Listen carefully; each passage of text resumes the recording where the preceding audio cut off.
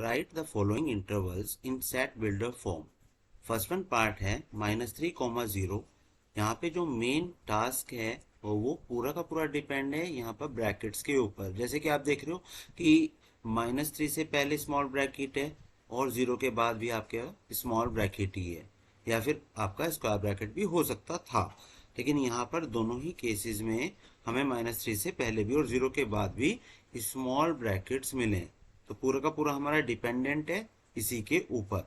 तो देखिएगा, जो सेट बिल्डर फॉर्म आप लिखते हैं हमेशा से लिखते हैं x such that x belongs to, और ये किसको बिलोंग कर रहा है? रियल नंबर को। रियल नंबर को करता है, फिर आप कॉमा का यूज करेंगे। -3 एक्स -3 से ग्रेटर देन है या ग्रेटर देन इक्वल टू है।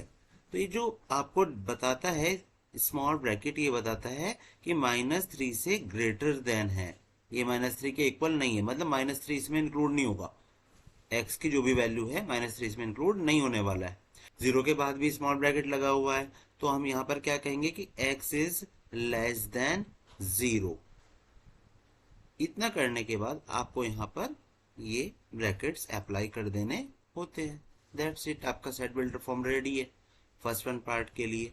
सेकंड वन पार्ट देखिएगा, आपके पास है 6,12 और यहाँ पर हमें स्क्वायर ब्रैकेट्स देखने के लिए मिल रहे हैं। तो हम यही वर्क करने वाले हैं ना कि x such that x belongs to r, comma हम करेंगे x क्या है? 6 से ग्रेटर देन इक्वल टू है। स्क्वायर ब्रैकेट का मतलब क्या होता है कि 6 को आपको इंक्लूड करना है।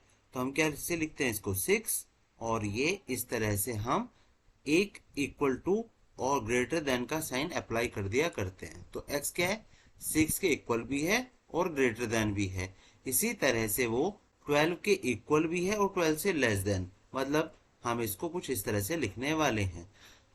अगर हम समझाएं आपको, तो x की वैल्यू है 6, 7, 8, 9, 10, 11, 12, जबकि फर्स्ट पार्ट में जो वैल्यूज थी वो है -2, -1, यहाँ तक।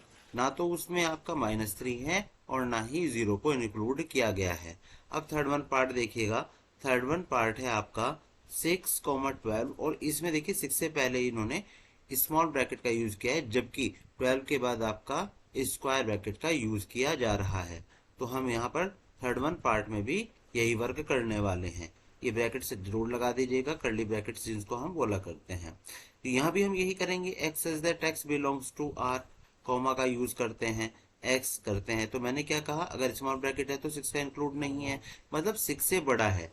तो हम ये कह सकते हैं ना 7, 8, 9, 10, 11, 12, ये वाला टास्क है, ये वाला अगर इंक्लूड नहीं कर रहे हैं तो हम क्या कहेंगे, इसमें बस आपको ऐसे कर देना है कि ग्रेटर देन 6 है और 12 के बाद स्क्वायर ब्रैकेट है, इसका मतलब 12 तो इंक्लूड है तो हम यहाँ पर ये कर देंगे x is less than equal to 12 भी है।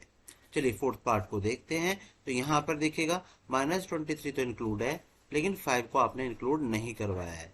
तो यहाँ पर आप कहेंगे कि x such that x belongs to r, comma -23 से बड़ा भी है और इक्वल भी है, तो -23, और ये आप कर देंगे x is greater than -23, also x is equal to -23, but वो आपका 5 से लेस देन ही रहने वाला है, मतलब 4 तक आपको यहाँ पर यूज करना है।